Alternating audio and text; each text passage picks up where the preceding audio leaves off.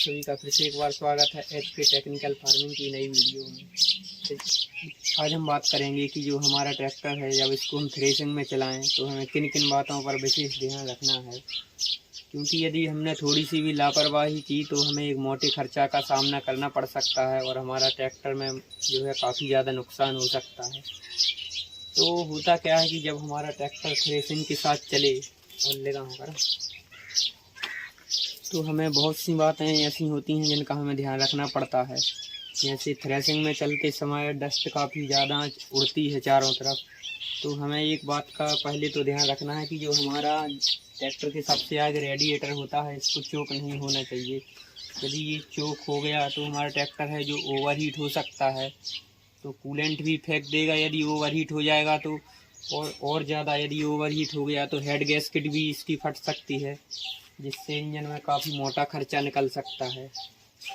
रोज़ सुबह ट्रैक्टर चालू करने से पहले हमारे लिए एयर क्लीनर की तो प्रॉपर तरीके से साफ़ सफाई करनी ही है, और यदि हो सकता है तो एक दो दिन के बीच में हमें इसकी जो अंदर जालियां डली रहती हैं, ये ट्रैक्टर में जो है ऑयल टाइप का है एयर क्लीनर, किसी किसी ट्रैक्टर में ड्राई टाइप का भी होता है, तो इसका फ़िल्टर हमें बार बार साफ़ करना पड़ता है।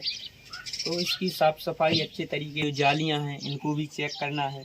यदि इनमें ज़्यादा डस्ट चली गई और ये जाम हो गई तो ट्रैक्टर जो है हमारा आरपीएम एकदम ज़्यादा तोड़ेगा और ताकत सही से नहीं लगाएगा। है इसका जो इंजन ऑयल का लेवल रहता है ये भी प्रॉपर तरीके से होना चाहिए। यदि ये प्रेशर मतलब ऑयल का जो लेवल है नीचे हो गया तो हमारा ट्रैक्टर जो सही से काम नहीं करेगा और इंजन भी थोड़ा ज़्यादा गर्म होगा।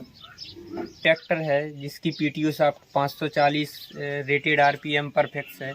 कोई ट्रैक्टर होता है जिसकी 1000 स्टैंडर्ड आरपीएम पर पीटीओ शाफ्ट फिक्स होती है। तो जब थ्रेसर में चलाएं तो हमें एक बात का ध्यान रखना है कि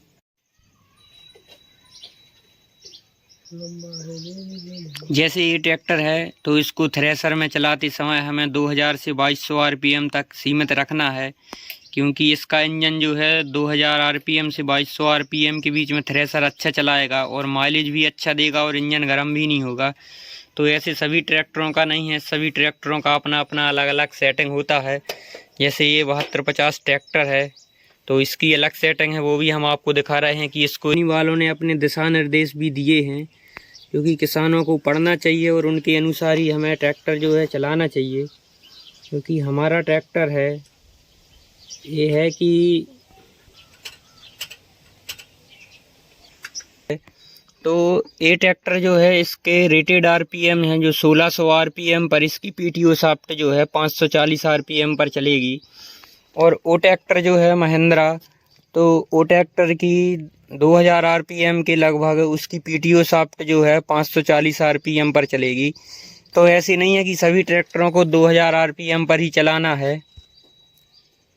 या 1600 आरपीएम पर ही चलाना है।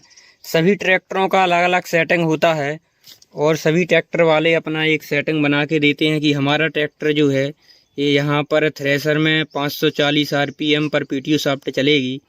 तो जैसे ये ट्रैक्टर का जो है यहाँ थ्रेसर बना हुआ है, ये मार्किंग की हुई है कंपनी वालों ने कि हमारा इंजन जो है जब इतने आरपीएम पर चलेगा तो थ्रेसर सही तरीके से चला पाएगा। तो और है कि जब हमारा ट्रैक्टर थ्रेसर के साथ चले तो जो भी हमारा किसान भाई है और थ्रेसर में कि ट्रैक्टर में मतलब थ्रेसर में इस हिसाब से लांक लगाएं कि ट्रैक्टर के आरपीएम नहीं टूटना चाहिए। यदि ट्रैक्टर के आरपीएम टूट गए तो थ्रेसर की को थ्रेसिंग करने में टाइम भी ज़्यादा लगेगा और ट्रैक्टर पे ओवरलोड और ट्रैक्टर जो है हमारा माइलेज भी नहीं देगा और ओवरहीट भी ज़्यादा होगा। और जब भी ट्रैक्टर में डीजल डालें, ट्रैक्टर की डीजल की टंकी के ऊपर बिल्कुल प्रॉपर तरीके से साफ़ सफाई रखें, क्योंकि होता क्या है जब भी हमने ट्रैक्टर में डीजल डाला तो यहाँ थोड़ी बहुत ऊपर भी गिर जाता है डीजल डालते समय, तो उसको भी तुरंत हमें साफ़ करना चाहिए, क्योंकि यदि डीजल ऊपर गिर गया तो उसमें डस्ट भी ज़्यादा लगती है और जब ट्रैक्टर खेत में ज़्यादा गर्म होता है तो उसमें आग लगने के भी चांस रहते हैं। इसलिए हमें कहीं पर भी डीजल गिरे उसको तुरंत साफ़ रखना है, तो उसमें डस्ट भी नहीं लगेगी और आग का खतरा भी कम रहेगा।